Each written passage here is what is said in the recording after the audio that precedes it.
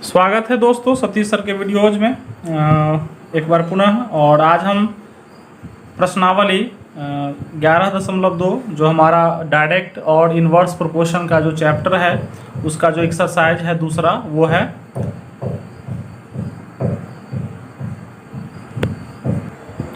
इस प्रश्नावली में हम इनवर्स प्रोपोर्शन की चर्चा करेंगे और उसके जो क्वेश्चंस हैं उसको सॉल्व करने का प्रयास करेंगे।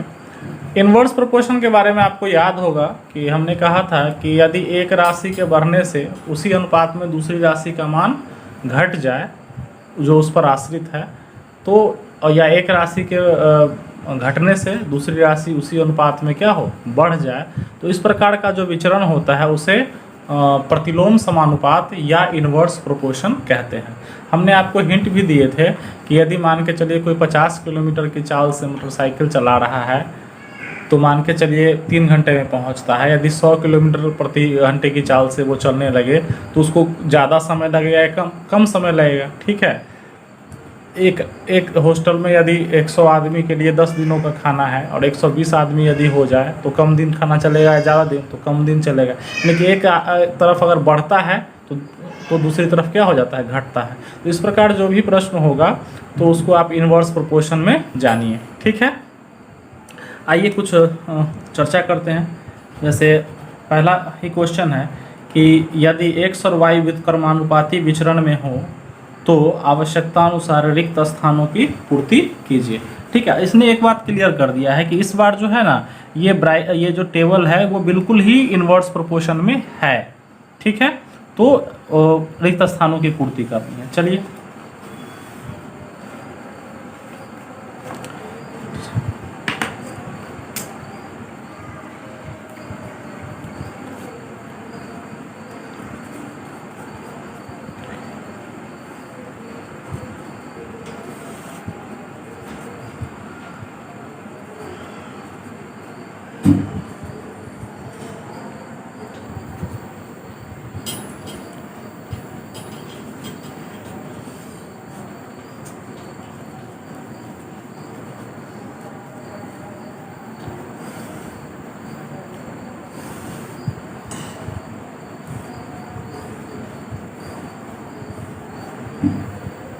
ये हमारा क्या हो गया, टेबल है। ठीक है, दिया हुआ भी है इधर।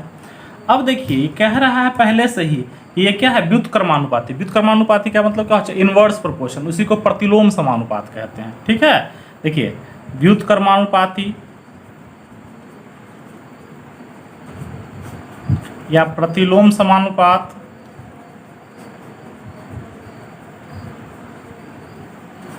या इनवर्स प्रोपोर्शन, ये सब एक ही। ठीक है, अब कहता है कि ये इनवर्स प्रोपोर्शन में है तो आवश्यकता अनुसार जो है रिक्त स्थानों की पूर्ति कीजिए। यहाँ पर रिक्त स्थान था, यहाँ पर और यहाँ पर हमने तीनों को मान लिया x, y और z क्रमशः। ठीक है, तो अब हमें अच्छा याद कीजिए आप जो हमारा इंट्रोडक्शन वीडियो था कि हमने क्या कहा था कि व्युत्क्रमानुपाती विचरण में क्या होता है, x गुने y बराबर k होता है। ठीक है, यदि x और y को गुना किया जाए तो हर जगह वो क्या हो जाएगा, बराबर ही हो जाएगा। ठीक है, हर जगह बराबर हो जाएगा। समझ पा रहे हैं हमारी बात को आप? चलिए, उसमें क्या था डायरेक्ट में कि x बटे y बराबर के था और इसमें x गुने y बराबर के होता है। इसको याद रखिए, दो बहुत महत्वपूर्ण चीज़ है। ठीक है, चलिए अब हम इसको देखते हैं। तो x गुने y यदि किया जाए तो हर जगह वही रहेगा। देखिए x गुने y का मतलब क्या है, 8 गुने 9। पहले 8 बटे 9 करते थे डायरेक्ट वाले में, इनवर्स में 8 गुने 9 करेंगे। इतना ही बराबर होना चाहिए क्या, 6 गुने 12। इतना ही बराबर क्या हो जाना चाहिए, 4 गुने x। इतना ही बराबर क्या होना चाहिए हमारा, y गुने 10, y गुने 10। और इतना ही बराबर हमारा क्या होना चाहिए, 36 गुने z। क्लियर है, कोई दिक्कत नहीं। अब देखिए थोड़ा सा और इसको कर लीजिए। यहाँ 9 8 72 बराबर, देखिए यहाँ 72 बराबर, यहाँ पर क्या 4x बराबर 10y बराबर क्या है 36z। अब क्या कीजिए, एक्स वाई जेड का मान ज्ञात करने के लिए सिंपल है। यहाँ पर देखिए इस प्रकार 4x, देखिए 4x बराबर 72 है ना जी, वैल्यू रख दीजिए, इसलिए x बराबर क्या हो जाएगा आपका, x बराबर क्या हो जाएगा 72/4, 18 चौक 72, तो x बराबर क्या हो जाएगा हमारा 18। ठीक है, देखिए हमने क्या किया, सबको बराबर में कर लिया, तो यहाँ देखिए 72 बराबर 72 तो होता ही है, बराबर क्या हो जाएगा 4x हो जाएगा, क्योंकि 4 का गुना किसके साथ हुआ है, x के साथ हुआ है। ठीक है, y का गुना 10 के साथ हुआ है और 36 का गुना z के साथ हुआ है। तो ये अब यहाँ देखिए ये और ये तो बराबर है, चूंकि क्या है सभी बराबर होंगे, सभी बराबर होंगे ना, तो ये इसके बराबर हम इसको रख देंगे, तो x की वैल्यू क्या आ जाएगी 18। अच्छा, अब ये भी 72 है, तो हम 10y बराबर भी तो 72 लिख सकते हैं, तथा 10y बराबर भी तो 72 लिख सकते हैं, 10y बराबर भी क्या है 72, इसलिए y बराबर क्या हो जाएगा हमारा 72/10 यानी कि 7.2।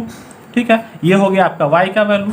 ठीक है, अच्छा z 36z बराबर भी तो होगा 72, क्योंकि सबके बराबर में हम 72 रख सकते हैं ना 72, तो इसलिए z बराबर क्या हो जाएगा आपका 72/36, 36 दूनी 72, यानी कि z बराबर क्या 2। इस प्रकार हम देखते हैं क्या, देखिए आप इसको थोड़ा सा नोट डाउन कर, इस प्रकार हम देखते क्या हैं कि x बराबर देख लीजिए 18 है, देखिए यहाँ 18 आया था ना, x बराबर 18, y बराबर हमारा 72/10 किया था तो 7.2 आया था, और z बराबर हमारा 36, z बराबर 72 था तो z बराबर 2 आ गया था। ठीक है, यहाँ पर तो ये हमारा 3 क्या हुआ, जो हमारा छुपा हुआ वैल्यू था रिक्त स्थान, उसकी वैल्यू यही हुई। इसको सबसे पहले याद रखिए कि x गुने y हर जगह सेम होना चाहिए, इसीलिए हमने इसके बराबर इसको रखा, फिर इसके बराबर इसको रखा, इसके बराबर इसको रख दिया। ठीक है, तो उम्मीद है आपको समझ में आ रहा होगा। फर्स्ट क्वेश्चन आपका हो गया। हमारा दूसरा जो क्वेश्चन है वो भी वही सेम है कि निम्नांकित विचरण सारणी में रिक्त स्थानों की पूर्ति कीजिए। अच्छा, इसमें ये नहीं कहा कि व्युत्क्रमानुपाती विचरण है, सिर्फ कहा कि विचरण सारणी में रिक्त स्थान। लेकिन एक बात आप देखिए कि चाल और समय में क्या होता है, हमेशा रिवर्स प्रोपोर्शन होता है। क्या होता है, रिवर्स प्रोपोर्शन, यानी कि व्युत्क्रमानुपाती विचरण होता है, प्रतिलोम समानुपाती विचरण होता है। क्यों होता है, देखिए यदि चाल ज़्यादा होगी तो समय कम लगेगा, ठीक है, चाल कम होगी तो समय ज़्यादा लगेगा। समझ पा रहे हैं, यानी कि एक के घटने से दूसरा बढ़ जाता है या एक के बढ़ने से दूसरा घट जाता है। तो खुद से आपको अंडरस्टैंड करना होगा कि चाल और समय में क्या होता है, प्रतिलोम समानुपात का रिलेशन होता है। ठीक है, तो आप इसमें कौन सा लगाएंगे, x गुने वाई बराबर k। ठीक है, x गुने वाई, यानी कि x यहाँ पर x मान लीजिएगा, यहाँ पर y मान लीजिएगा, यहाँ पर z, और यहाँ पर कुछ भी मान लीजिए, ठीक है, या a b c d मान लीजिए। ठीक है, तो यहाँ पर 4 × a, एक तो वैल्यू आ जाएगा यहाँ पर से आपका, इसी वैल्यू को सब जगह रख के और सबका मान आप क्या कीजिएगा, ज्ञात कर लीजिएगा।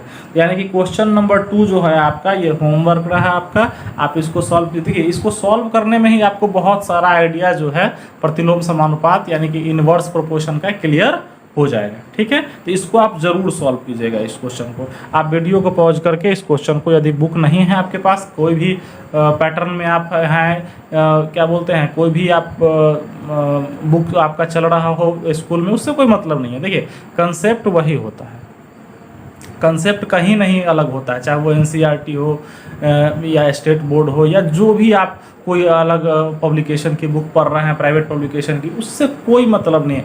कंसेप्ट हर जगह वही होता है। देखिए 2 जोड़ 2 4, 2 + 2 4, वो यहाँ भी होगा, अमेरिका में भी होगा। ठीक है, ऐसा नहीं कि 2 + 2 हम यहाँ 4 कहते हैं और वहाँ वो 3 कहेंगे या 5 कहेंगे, ऐसा कुछ नहीं होता।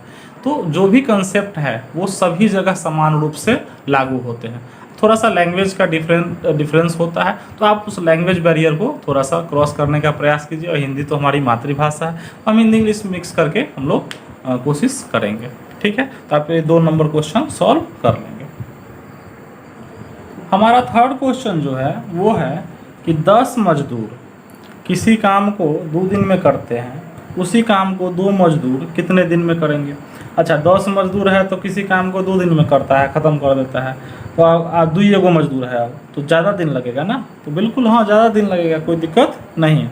तो आप फिर वही तरीका अपनाइए कि एक तरफ आप मजदूर लिख लीजिए कि कितने मजदूर हैं, और एक तरफ लिख लीजिए दिन, जो उनको काम करने में दिन लगता है। ठीक है, तो यदि कहता है कि 10 मजदूर है तो कितना दिन में काम खत्म होता है? 2 दिन में।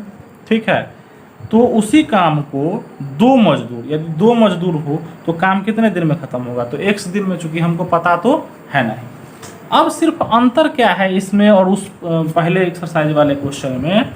उसमें हम इतना बटे इतना करते थे, लिखेंगे, अगर नहीं समझ में आया तो पहला बार हम लिखते हैं। चूंकि यह प्रश्न प्रतिलोम समानुपात का है, अतः x गुने y बराबर क्या होगा? k। उसमें x बटे y बराबर k होता था, इसमें x गुने y बराबर क्या होगा? k। यानी कि इसको क्या कर देंगे? यदि इसको हम x मानते हैं और इसको क्या मान लें? y, यानी कि x मजदूर और y दिन। ठीक है, तो 10 मजदूर 2 दिन, 2 मजदूर कितना दिन? ठीक है, खत्म करेगा काम। x गुना, उसमें एक इसके बटे में रखते थे इसको और इसके बटे में रखते थे। इसमें क्या करें? इसका गुना ये और बराबर में इसका गुना ये, यानी कि तो 10 गुने 2 बराबर, देखिए 10 गुने 2 बराबर 2 गुने x, दोनों को बराबर कर। देखिए गुना का चिन्ह देना नहीं है, हमने अपने मन से ऐसे ही लिखा है। ठीक है, ये आपने लिखने का स्टाइल लिख लिया। ठीक है, ये इनवर्स प्रोपोर्शन में ऐसा होता है। ठीक है, उसमें बटा में होता है 10 बटे 2, 2 बटे x, इसमें क्या होगा? गुना में। अब इसको सॉल्व कर लीजिए। ठीक है, इसलिए x बराबर, ये x है, 2 नीचे आ जाएगा, यानी कि 10 गुने 2 बटे 2, 2 से 2 कट गया, यानी कि x बराबर क्या? 10। 10 कहाँ है? दिन में, तो 10 डेज। ठीक है, यही क्या हो गया? यानी कि 10 मजदूर किसी काम को 2 दिन में खत्म करते हैं, तो 2 मजदूर यदि हो जाए, मजदूर कम जाए तो काम दिन कितना? 10 दिन लग जाएगा। ठीक है, तो यही आपका क्या हो गया? आंसर हो गया। क्वेश्चन नंबर 4 हमारा कहता है कि 45 मजदूर एक काम को 27 दिनों में पूरा करते हैं, तो कितने मजदूर उसी काम को 15 दिन में? क्वेश्चन सेम है, फिर यहाँ पर क्या लिखेंगे? मजदूर, और इधर लिखेंगे दिन। ठीक है, इसको मान लीजिए y, इसको मान लीजिए x। ठीक है, तो कितने मजदूर हैं? देखिए यहाँ क्वेश्चन से है, यहाँ फिर नोट कीजिए। 45 मजदूर 27 दिन में, तो 45 मजदूर है तो कितने दिन में? 27 दिन में। तो कितने मजदूर उसी काम को 15 दिन में? आपकी बार ये दे दिया, ये कह दिया, तो कोई बात नहीं, इधर x लिख लेंगे, उससे कोई, जो आपको दे दे जिस चीज़ में उसको आप लिख लीजिएगा, और जो नहीं दिया है उसको x आप मान लीजिएगा। ठीक है, अब देखिए फिर हम ये कौन सा क्वेश्चन है? तो रिवर्स प्रोपोर्शन का है। क्यों? फिर वही बात कि यदि मजदूर ज़्यादा लगेगा तो समय कम लगेगा, और यदि मजदूर कम यूज हुआ, ठीक है, तो समय ज़्यादा लगेगा। तो रिवर्स प्रोपोर्शन का है, तो यहाँ पर लिखेंगे कि 45 गुने 27 गुना में ना x गुने y बराबर k होता है, चूँकि रिवर्स प्रोपोर्शन में, तो 45 गुने 27 बराबर x गुने कितना? 15। इसलिए x बराबर डायरेक्ट इस 15 को बटा में ले आइए, तो 45 गुने 27 बटे 15, 15 तिया 45, 27 तिया 81, यानी कि x बराबर कितना? 81 अच्छा x की क्या है? मजदूर, 81 मजदूर। ठीक है, यही क्या हो गया? आंसर हो गया आपका। ठीक है, आप इसको नोट डाउन कर लीजिए 4th नंबर क्वेश्चन को।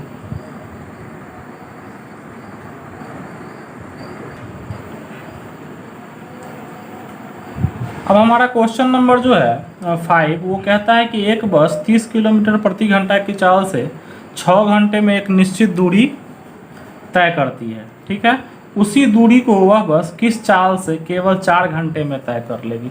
ठीक है, ये भी रिवर्स प्रोपोर्शन का क्वेश्चन है। आप खुद से इन सब प्रश्न को पहले हल करने का प्रयास कीजिएगा। ठीक है, फिर तो मैं आपके साथ हूँ ही आपकी मदद के लिए हमेशा। तो आप पहले इस प्रश्न को खुद से ही हल करने का प्रयास कीजिए, फिर यदि दिक्कत हो तो फिर आप सॉल्यूशन को देखिएगा। ठीक है, क्योंकि खुद से कीजिएगा तो फिर मैथ का जो लर्निंग है वो काफ़ी स्ट्रांग होगा, और आपको कम से कम इतना तो समझ में ज़रूर आएगा कि हमें प्रॉब्लम कहाँ पे हो रही है। ठीक है, और जब आप इंसान को प्रॉब्लम पता होता है ना, तो वो सॉल्यूशन को बड़े ध्यान से देखता है, नहीं तो उसको लगता है अरे यार क्या चल रहा है। खुद से जब सॉल्व कीजिएगा तो आपको प्रॉब्लम का अंदाज़ा हो जाएगा, तो आप उसको बढ़िया से देख पाइएगा वीडियो को। ठीक है, तो खुद से सॉल्व कीजिए और सतीश सर के वीडियोज़ के साथ बने रहिए। आइए क्वेश्चन को सॉल्व करते हैं। कि 5 में कहते हैं कि एक बस जो है 30 किलोमीटर प्रति घंटा की चाल से, ठीक है, 6 घंटे, यानी क्या क्या दिया है हमें, चाल दिया है, चाल किस में, किलोमीटर प्रति घंटे में, और दूसरा दिया है समय, क्या दिया है, समय किस में, घंटे में। क्लियर। चलिए 2 चीज़ हमको दिया है, इसको x समझ लीजिएगा, इसको y समझ लीजिएगा, मन ही मन, कोई जरूरी नहीं कि हर समय लिखेंगे। तो यदि कोई बस 30 किलोमीटर प्रति घंटा की चाल से, यहाँ पर ऐसे पढ़िएगा, 30 किलोमीटर प्रति घंटा की चाल से चलती है तो 6 घंटे में कोई दूरी, निश्चित दूरी तय करती है। चलिए उसी दूरी को वह बस किस चाल से केवल 4 घंटे में तय करेगी, किस चाल से, यानी कि क्वेश्चन क्या है, x चाल से, ठीक है, x किलोमीटर प्रति, पता नहीं है। फिर ये क्या है, रिवर्स प्रोपोर्शनल क्वेश्चन है, तो इतना गुने इतना बराबर इतना गुने इतना, तो 30 गुने 6 बराबर x गुने 4। फिर वही बात, बहुत सिंपल होता है, x बराबर 30 गुने 6 और ये 4 को बटा में ले आइए, ठीक है, तो ये हो जाएगा 2 3 6, 2 दूनी 4, 15 दूनी 30, यानी कि कितना, 45। तो x बराबर कितना, 45, क्या है इधर, किसका है, कि चाल हमने x माना था, तो 45 किलोमीटर प्रति घंटा। ठीक है, क्लियर। तो उम्मीद है आपको समझ में आ रहा होगा।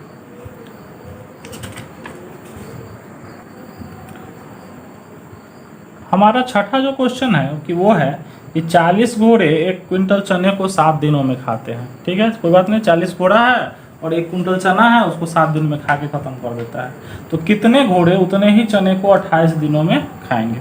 तो ये बताना कि अगर घोड़ा बढ़ाया घटाया या कुछ भी जाए, वो तो आपको पता करना है, तो उस 28 दिनों में उसको खा जाएगा।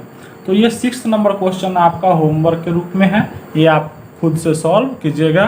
क्वेश्चन यानी कि बुक यदि नहीं है तो आप पॉज करके वीडियो को क्वेश्चन को नोट कर लेंगे, क्योंकि जितना बनाएंगे आप खुद से उतना ही आपको आपकी लर्निंग स्ट्रांग होगी। ठीक है, आइए क्वेश्चन नंबर 7 को देखते हैं।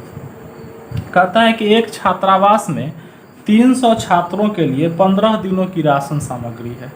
यदि अवकाश यानी कि छुट्टी के कारण 200 छात्र बाहर चले गए तो वह सामग्री कितने दिनों तक चलेगी। ठीक है, कोई बात नहीं है।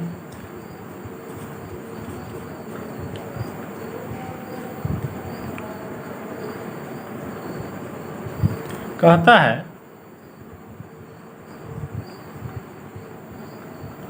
कि छात्रों की संख्या और दिन किसका,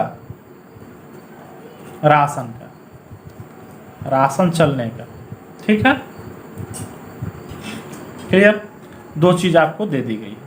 अच्छा, छात्रों की संख्या यदि 300 है, ठीक है, तो राशन कितने दिन तक चलता है, 15 दिनों तक।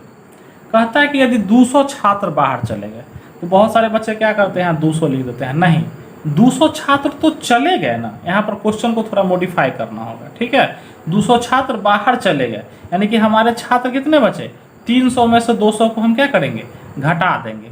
ठीक है, 300 माइनस 200 बराबर कितना हमारा छात्र बचा, 100। यानी कि 100 छात्र यदि है तो कितने दिन राशन चलेगा। ठीक है, ये भी रिवर्स प्रोपोर्शनल क्वेश्चन है, तो लिख लेंगे 300 गुने क्या, 15, इतना गुने इतना बराबर इतना गुने इतना, 100 गुने x। इसलिए x बराबर 300 गुने 15 बटे क्या, इसको 100 को नीचे कर दीजिएगा, 15 तिया 45, यानी कि x बराबर कितना, 45 दिन राशन चलेगा। ठीक है, 45 दिन क्या होगा, राशन चलेगा। उम्मीद है आपको समझ में आ रहा होगा। ठीक है, आप इसको नोट डाउन कर लीजिए।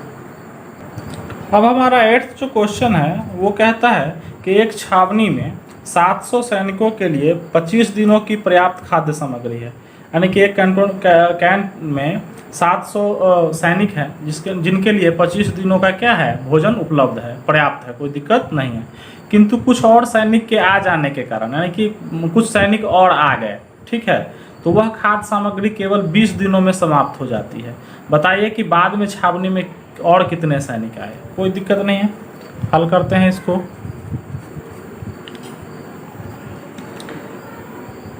सैनिकों की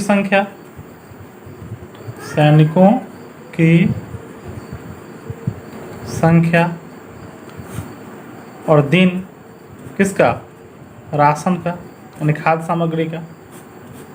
सैनिकों की संख्या यदि 700 थी तो 25 दिनों का राशन था, ठीक है, 25 दिन का राशन था।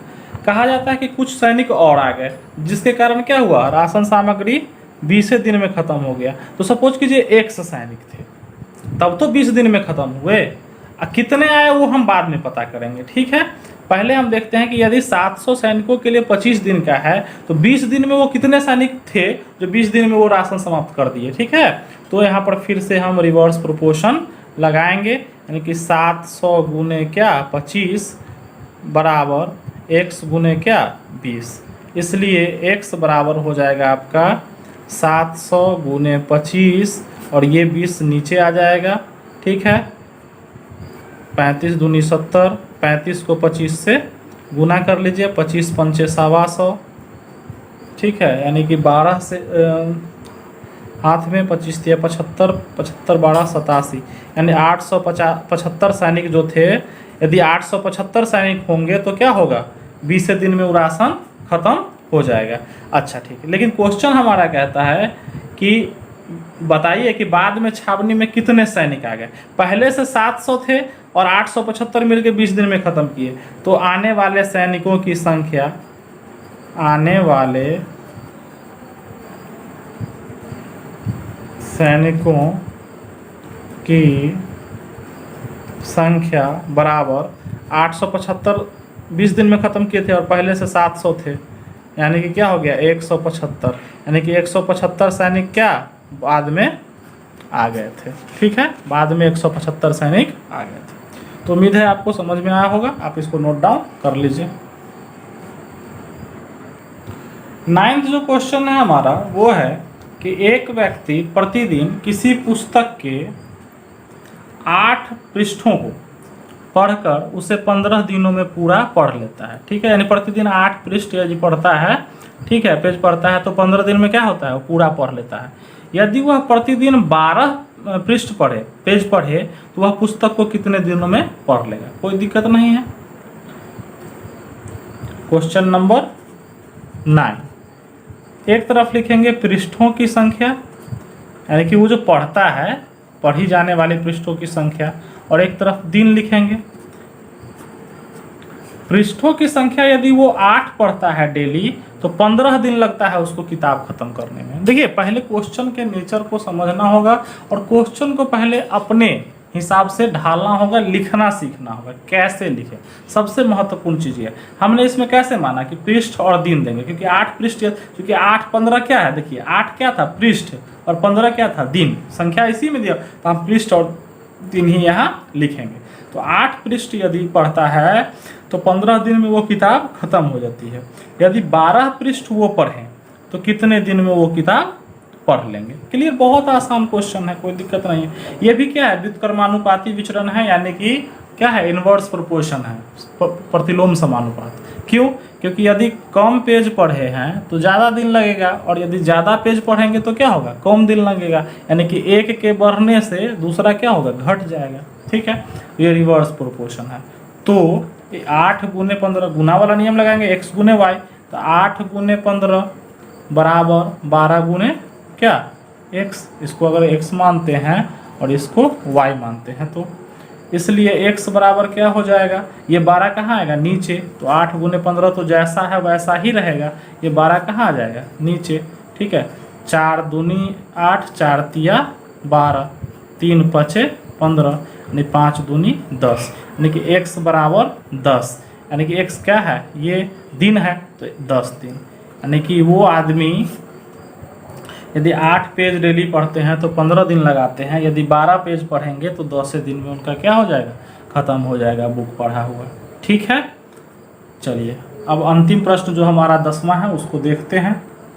अब हमारा क्वेश्चन नंबर जो 10 है, यानी कि लास्ट है 11.2 चैप्टर का, यानी व्युत्क्रमानुपाती का लगभग, तो उस प्रश्न को देखते हैं कि एक सैनिक शिविर में, यानी कि एक सैनिक का कैंप लगा हुआ है जिसमें 105 सैनिकों के लिए 21 दिनों की रसद सामग्री है, रसद माने वही भोजन की सामग्री है, ठीक है, यानी कि 105 सैनिकों के लिए 21 दिन की रसद सामग्री है। यदि शिविर में 42 सैनिक और शामिल हो जाए तो रसद सामग्री कितने दिनों में समाप्त हो जाएगी।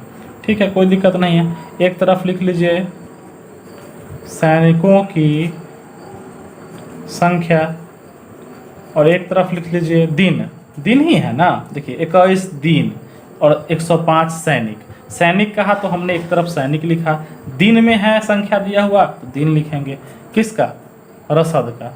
ठीक है, कोई दिक्कत नहीं, आप हिंट के लिए दे दीजिएगा, नहीं तो कोई दिक्कत नहीं है।